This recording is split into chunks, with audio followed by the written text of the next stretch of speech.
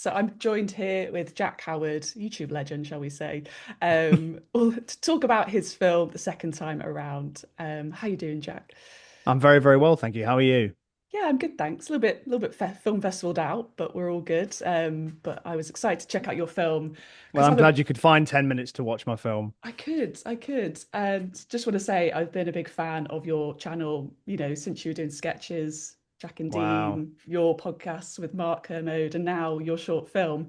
How has it been, that sort of journey in itself online, from creating sketches and being a film fan, to now making your own short film that is funded? Um, it's quite a strange one because I've been having a few messages from people recently, and even just posts online and stuff saying that once they've seen the second time around, they're like, "Oh, Jack is one of the reasons that I got into film or got Mhm. into filmmaking." And that's strange because I still feel like I'm fighting for my place in the industry. So it's very interesting because usually we say like, "Oh, I was inspired by Spielberg or Fincher or whatever." And they are like, pretty established Yeah. filmmakers. And then there's me who just as a kid decided to make some stuff on the internet because I was bored at school and I'd Mm. rather do that than my homework. Um, but I would say it's interesting as well that like the way that the second time around is being defined is as my first short film, and that's fine just because it's how things are defined. But I think that when we made Jack and Dean stuff, I still think I was a filmmaker then. Yeah. Like I was still directing those, and we also made two series of a show, and I Mhm. directed that, and that's got like huge sequences in it, like a musical number and all those kind of things. So it's very interesting now that like it feels like it's being talked about differently, which is what I wanted. Like I Mhm. wanted, to change the perception of the kind of filmmaker that I am. Um, but it is interesting just to see how people kind of categorize comedy, I suppose, and differently to drama. Yeah. Um, but yes, it's been a mixed bag of stuff, and I feel like I've had to change direction constantly from, you know, even with the conversations that I have with Mark Kermode, I don't want to be too critical of other people's work anymore because Mhm. I'm very, very aware of how like hard it is to get anything made at all. And going from comedy into music videos and a bit of commercial work and some kids TV and all that kind of stuff, and eventually just going, I think I've gone a bit full circle back to I'm just going to do it my way and force something to existence that I want to make. And it's been lovely to see the response to it, especially because it is such a different. Like if you look at Jack and Dean and then you look at the second time around, Mm. I'm not sure if somebody who just watches, them both would be able to say that they were made by the same person. Yeah. Uh, yeah, so it's been all over the place, as was this answer. I mean, we don't mind a little off course answer, that's fine. But yeah, I completely agree. I think you've been a filmmaker from the whole time of doing YouTube, the sort of creativity, the planning, the producing of it all and filmmaking and editing of it. It's always been there, but I think maybe people are just sitting up and noticing you now because it's a different kettle of fish. It's like Hmm. you've made a funded film, whereas some people maybe don't acknowledge the YouTube side as, Yes, that is professional true, and as they should. I think that's something that I had a bit of a chip on my shoulder about for a long time that I've now learned to sort of remove, which is that I almost thought that YouTube would work as a bit of a shortcut. Not originally, but Mm. eventually I was like, I think that this might help me get into a kind of place that I want to be in. And actually, the reality is that a lot of people who work in film and television and stuff like that don't see it. Well, they didn't at the time. They may be changing their minds now, but they didn't see it as something that counted Mm. almost. Like it was like, but you haven't got any professional credits. And I'm like, what do you mean? Yeah. Like I'm still doing the same thing that you do. Yeah. Just it's the set isn't different. Mhm. What do you think we're doing? Yeah. Um, and yeah, so it has been a sort of it's been a hindrance and it's been a double-edged sword. It's been something that's really, really helped me. And it's also been something that's kind of given me a sort of tint as something that I don't think I am. Especially as the online world has kind of shifted into more influencer culture and things like that. And Yeah. what I also found is that when I acted in stuff as well, people were confused about that. Mm. Oh, so you want to be an actor? No, I'm just free. Yeah, exactly. You're not getting paid for that role. It's fine. No. Obviously, you're a big sci-fi fan, Jack, and Mhm. as we're recording this, you've got a Back to the Future poster conveniently placed Yep. in your shot. Did you draw upon like any specific references when you were coming up with the story? For the second time around. Yes. Um, well, I am a huge genre fan, I would Mhm. say. Like, not specifically sci-fi. I do love sci-fi. Um, what I love about sci-fi specifically, though, is that I think that when you use those kind of concepts, something kind of impossible, you can get to something extremely human. Mm. And more so, I think, than if you just represented something in a purely grounded way. If you use something that's out of this world, something that is Mhm. impossible, you can represent how it feels more, I think. Like you can get across that emotion in a more kind of relatable way, weirdly. And when I'm talking about that, I'm thinking about things like Arrival, Mhm. which, Yeah. spoilers for anyone listening, reveals itself to be kind of a bit of a time bending film. But the question it's asking is, would you still make the same decisions if you knew what the ending would be? Yeah. And so taking a question like that and applying it to a sci-fi alien movie really sort of like gets you in the feels Mhm. more so than I think it would have done if there wasn't something kind of out of this world featured in it. But at the same time, I really love the technical and uh thinky parts of Mhm. sci-fi, especially time travel. Because as you say, I've got a Back to the Future poster in the back, and I in 2020 had a very complicated relationship with Christopher Nolan's film Tenet. Didn't we all? At first, I was like, bah, bah, because I was like, I think I was expecting another Inception, like something that was secretly kind of going to bring you in with a concept and was going to hit you in Mm. the feels in a way that you weren't expecting. Which is, I would always describe Inception as a secret therapy movie, where it's Mm. somebody literally going through his own mind to discover like his trauma and then dealing with it and then coming back anew. Like, is that is the story of Inception really? Yeah. And Tenet is not that. But over time, I grew to appreciate it for the puzzle that it presented itself as, rather Mm. than what I thought it should have been.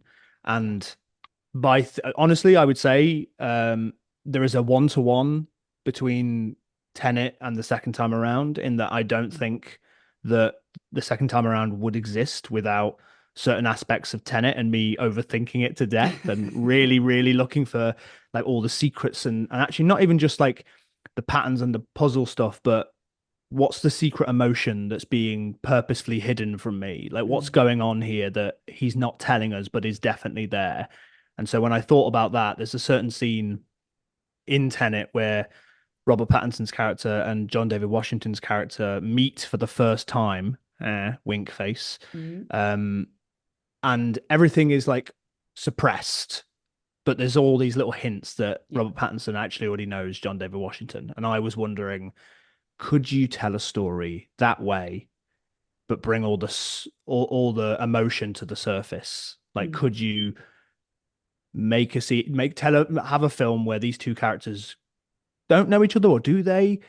And instead of it being this kind of secret, you actually kind of let the audience in on it. You kind of Mm. slowly have it dawn what's going on, and then bring all of the emotion up so that it's less of a thinky film and more of a heartfelt film.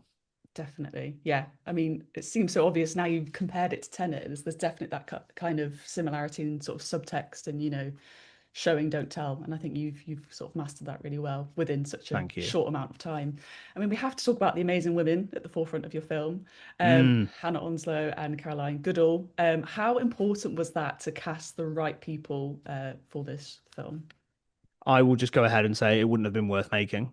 Mm. That there was no way that I was going to make it if I couldn't get what I really wanted was a veteran actress who's had an amazing career and a really I was going to say hot, but like I don't a hot young actress. But like no, what I mean is that like somebody who's like clearly about to break through Yeah. and become a household name within the Oh next few yeah. years. Somebody who's so talented and has already been picked up by like I'm speaking about Hannah, obviously. She's been picked up by like Sam Mendes. Yeah. She's worked on She was she in was in Unicorns, right? yes, she was. Loved Yes, yeah. Unicorns last year. She is clearly going to be Mm. a star. And if I didn't have those two, I don't think the film would have been worth making. There was no way I was going to go on Spotlight or any of these. Like I wasn't going to hold auditions and try and find the right older woman to play Mm. this. I needed somebody because the thing about the film is the script, the things that are said are actually quite um they're a bit not plain, but they're very surface in a lot of ways. Not all of it, but quite a lot of it. But in order to get across any kind of emotion or any meaning, I needed actors who could really carry what was going on Mm. and let you, the audience, in on that Yeah. so that you could really know what the story was truly about. And that's Mhm. what I keep saying it now as well, is that I had all my kind of tricks about what I wanted to do and how I wanted to present this and the subversion of expectations and oh, do you think it's a horror, but it's not, and all that stuff. But at the heart of it, if Caroline and Hannah were not in it, Mm. the film would have fallen on its face. It Yeah. wouldn't have mattered what I did. I could have done it in a million different ways and it wouldn't have mattered because they are so good. Yeah. And I think because it's a short film, right, you've only got such amount of time to keep people engaged and tell your story. They are so pivotal. Whereas, you know, the feature, maybe you've got months to work together and develop that. But I guess you're confined by the film itself. And that was essential Yes. to you. Absolutely, yeah, and I think that's I also went into this having made short form, or at least what I thought was short form until Mm. TikTok came around and everyone told me what I'd been doing wasn't short form.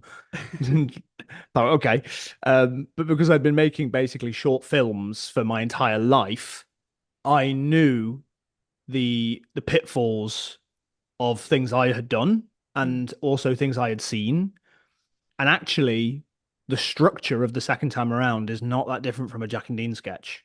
Mm. It's a setup, there's a thing in the middle, and then there's a callback joke at the end. But in the case of the second time around, there isn't a callback joke. Mm. There's a callback that hopefully gets you in the soft bits. Yes, in the gushy, heartfelt bits. Hmm. I mean, you've literally touched upon like my next question, Jack. But obviously during the opening of the film, I was uncertain, like kind of the theme, like the genre. Sorry, it was Hmm. like, is this a horror? Like, who is Caroline's character? And even the way she's, you know, the Brilliant. makeup and everything. Because I completely forgot. I know you did some videos, sort of Well, pitching I'm glad what the that you were film able was to go about. into it a bit more kind of Yeah, blind. I did, and I was like, "What is the tone of this film?" And then obviously it does shift. Was that a conscious choice from A yourself to hundred kind of percent. set it up? Yeah. Yeah. Yeah. I've had a few people be confused. Like oh, I've seen on the internet be like, why is the poster look like a horror when it's not really a horror? I'm like, because I'm trying to tell you a story. Yeah, Because no. yeah, I absolutely like for me the huge influence on the visual language for it was Longlegs from last year, Mm, by Osgood Perkins, and in fact we shot the film on the same camera and lenses as oh, Longlegs nice. because I was like I'm just going to do that Yeah, because yeah. I think that for what my film actually is, a more appropriate comparison would probably be something like All of Us Strangers. Mm, And I think All of yes, Us yes. Strangers looks like a very lovely, warm, soft, dreamy drama. And I was like, I don't want people to know that mine is a lovely, soft, dreamy drama. I want them to be on the edge of their seat, wondering what the mystery of this is and wondering what genre we're in and wondering if anyone's safe. Yeah. And then at some point, I want there to be a moment where they understand that they are. But by that time, hopefully the palette of the film in your mind has kind of shifted from being one that looks threatening to one that feels a little bit warmer and safer. Mm, Um, and yeah, actually, the first thing that really came to my mind when I first thought of this concept was that shot of a camera drifting towards a cafe while the waitress closes up for the night. It wasn't until later that I realized, oh, I'm doing a horror. Yeah. That's fully the start of Halloween. That's Yeah, yeah, what yeah. Halloween is. POV shot, And like kind of. POV of a killer.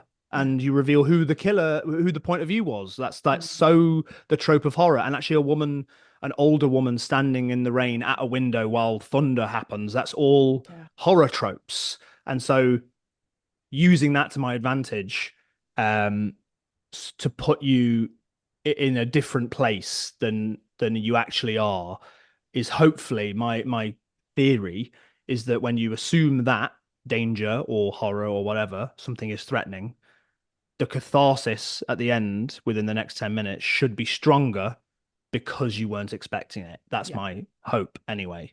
Yeah. I think you've been able to kind of subvert expectations in such a short amount of time. So I think most people get the payoff and maybe get some tissues out and start You crying. see what I mean, though, about like how similar that is to sketch comedy, Yeah, the subversion of it expectations, and is. you think you're here, but actually it's a joke. And I think that's the thing I got bored of doing. Like, Mm, oh, you're in this genre, but actually it's a joke. Like, yeah. that's the kind of thing I'd been doing over and over again, and I really liked kind of going hard on this is the genre that we're in, like really doing it as if you were in a heist movie or whatever, and then going, this is the joke. Yeah. But I got bored of going, and that's the joke. I was like, well, what if I can do the same trick, but not make the reveal be a joke, more Mm.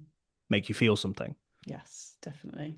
And obviously, this film is a one location film. And one of my favorite Mm, shots that you've got in the film is that kind of long shot from the kitchen looking out towards Caroline's character. I just absolutely love that long shot. I love a long shot. Give me a slow thank you. zoom any day.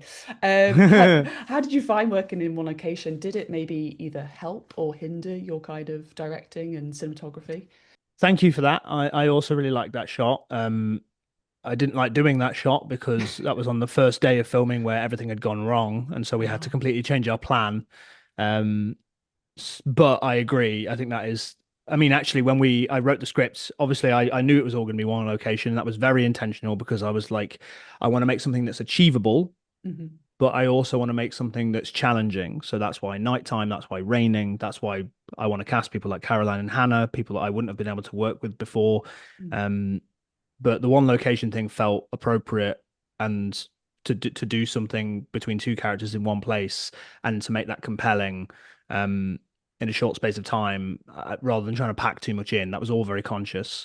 Um, but yeah, working in one location is difficult. Like it's a cafe. It's a tight space, and so we had to have another cafe next door for, as a green room and a dressing room and a makeup room, Mm. whilst there was also the downstairs of the cafe that fit like all of the other kit and people in it, while we were moving between the kitchen and then the main cafe, swapping where actors were and where crew were. So it's a tough space to work in, but it also allowed the actors and myself, when we were actually focusing on making the film, to be in the world, Mm. because it wasn't like there were like light stands everywhere, and there was a few things like that, but it was like most things were built into the space so that you had Yeah. the lights on the wall, and we had like a light rig in the ceiling that sort of simulated what the sort of lights in a cafe would be doing, so it felt like you could really live in it, Mm. and what you were looking at was what was on screen. So that was quite nice. Rather than,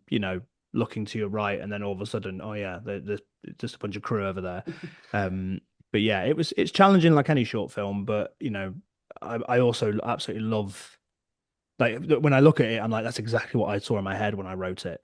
It's a dream for an actor to be in a tangible space, with the way we're going with green screen and CGI and stuff. So I imagine, like, even Caroline, who is a very successful actress, Mm. is coming in and wants to work with you because it feels grounded, it feels like a real story, and it must be like your childhood dream to work with someone from Hook, right? I mean, it genuinely is. Like my sister said that to me. So imagine telling your child self that one day you would work with Moira Darling. Um, yeah. And having the career that she's had and having worked with who she's worked with, like the way I always put it is like she's worked with Spielberg twice and now me. Weird. Hey, Um, you're one step but away from him. yeah, one removed.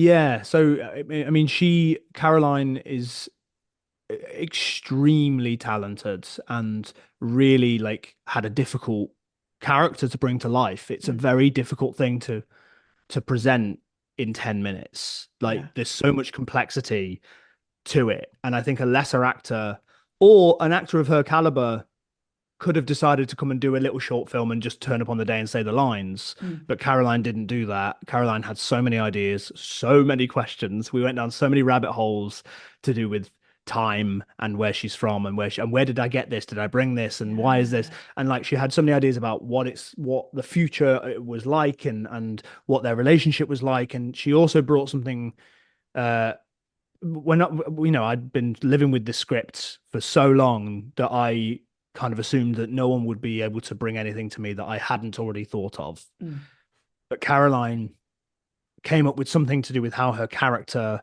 would behave in the first half of the film that I had never thought of before.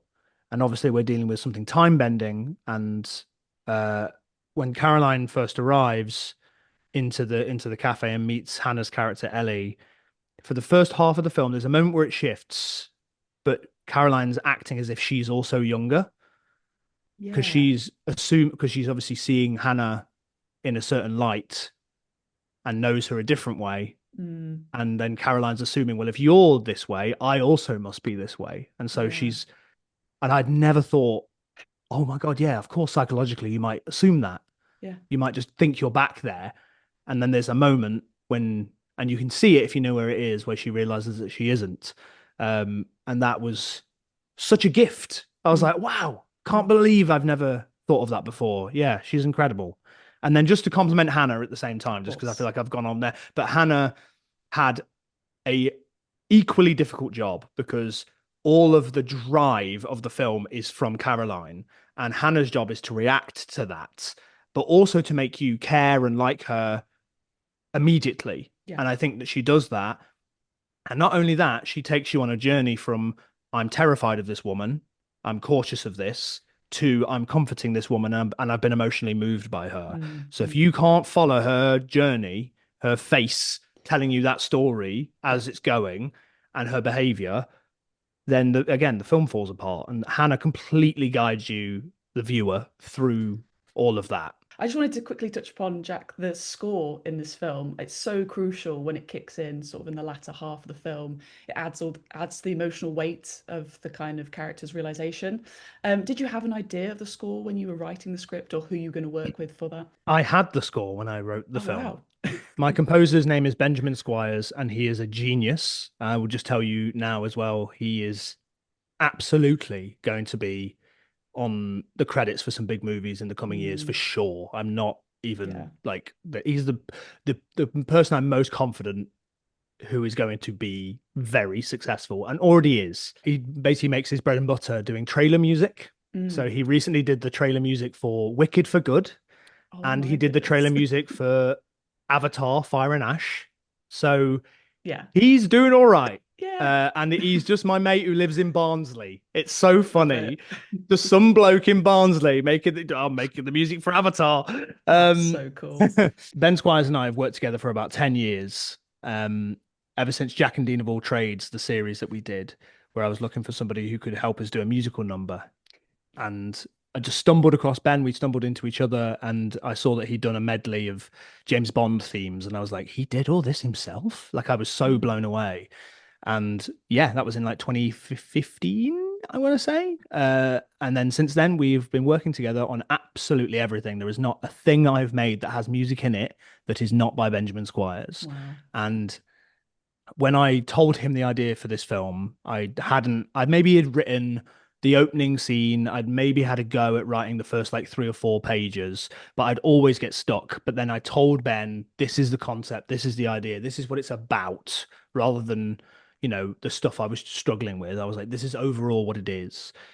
And then one day I decided to try and get over my block to get 2 actors that I knew in a room, tell them each secretly what their character was doing and who they were to each other, and then watch them play and did that a Okay. few times. Then came out of that rehearsal space and I got a text from Ben saying, I've got a surprise for you. and he just sent me a suite of music. Mm. And that suite of music is still the same themes that are in the film now. And obviously, it's been developed, it's been actually stripped back quite a bit until the credits roll. That's when the main theme, from what I know it to be, kind of comes in. But there's a sort of vocal, sort of, I don't even know what. I don't know musical terms. I don't know what they are, but there's like a vocal thing that repeats, like a sort of like a sort of quiver, like a vocal quiver, Yeah, yeah, basically, yeah. that's there. That as soon as I heard it, I was like, oh yeah, this is the film. And Mm. so actually, his music was in my headphones while I was writing every draft of the script and influenced the rhythm and the tone of the entire thing. And so it feels symbiotic with the Mm. story. Yeah, it completely like elevates it. I was really impressed by the score, Jack. Like, I think it just makes it so cinematic. Like, I did think, I was like, is this like a Hans Zimmer score? How the hell have you got this license? Like, it is, it's just, it's so. But to find out that he does trailers as well, I think that Hmm. completely makes sense. Yeah, it Yeah, completely just. I'm so lucky to have him. Like, so I'll just do a couple of shout outs. Benjamin Squires, the composer, Dan Pugsley, my sound designer. Wow. Like, Mm, wow. If you yeah. get a chance to watch this in a cinema or if you're listening to it with headphones, the sound is a treat and really like you feel like you're in that cafe and Mm, you can almost smell the rain. You know that stuff, that smell that happens when yeah. rain hits the pavement. It's so textured and so full, and I'm so lucky to have both of them. Yeah, just wanted to make sure that people knew that the sound part I think is what elevates it the most, Oh, 100%. And technically. underrated part of filmmaking. And I completely Yeah, think it's, I would say it's like 70% of the most people say it's like 60-40 in terms of actually sound being the most effective, but I would go as far as say 70-75% of the film yeah. is good sound. Even like hearing someone make a cup of tea, like that makes me feel so homely and comforted. Yep. Like that completely adds to it as well. Just like the Yep. mugs putting down, like, oh yeah, Hmm. takes me back to being in like a greasy spoon cafe, which I love. Um, Yes. and just to wrap up, then Jack, obviously this film covers like different genres and themes, and you're supported by the charity Mind Out, and Yep. you've made the film you wanted to make. What do you hope people get out from this? Obviously, there's so much sort of going on in such a finite amount of time. What do you sort of hope comes after this film? What I hope for the people that watch it is that they are firstly entertained by it. I hope they find it mysterious uh and then emotional. And that's Mm, ultimately I've made something. I've made entertainment, and I hope that it's entertaining. But then beyond that, I really love and have been loving the things that people have taken from it that I didn't see. So we've obviously on in this conversation defined it as I wrote it, which is more sci-fi. It's playing with those kind of genres, but some people have defined it in a more kind of dreamy, mm, ghostly kind of way, and that's yeah. also entirely valid. I was talking to Mark on a podcast recently, and he said, "Trust the story, not the teller." And I Mm, was like, "Yep, I completely subscribe to that yeah. idea." And I subscribe to the film isn't finished until the audience has watched it. So ultimately, it's in your hands what you take from it, whatever you want. Uh, and I would never throw water on anyone's like interpretations of this. And I actually knew I was making something that was open to interpretation, especially the ending, especially the title, what it means. Um, so yeah, I'm loving because I think my job as a director is to ask you questions, like and for you to kind of then ponder on that. Mm, And there's another great quote, and I can't remember where this is from, but somebody said that a great film starts when it finishes. That actually, mm, when it ends, if you are left still thinking about the ideas in the film, then yeah. you've made a great film. And I Yeah. hope that's what I hope I've done is for when those credits end, you retroactively go back and think, what have I just witnessed in that Mhm. 10 minutes? Yeah, I definitely think a lot of people will be loving this film and thinking about it for many years to come. So yeah, thank you very much, Jack, for sitting down with me, talking about the second time around. People can watch it on Channel 4 for a year, is that right? Yeah, well, a Uh, little bit less than a year now, but yes, Less it's than a on Channel year. 4 to stream if you're in the UK. So please go and check it out if you have 12 minutes to spare over the next 12 months. I'm sure people have 12 minutes. Stop doom scrolling and go and watch this film. Right, thanks, Jack. Thank you so much.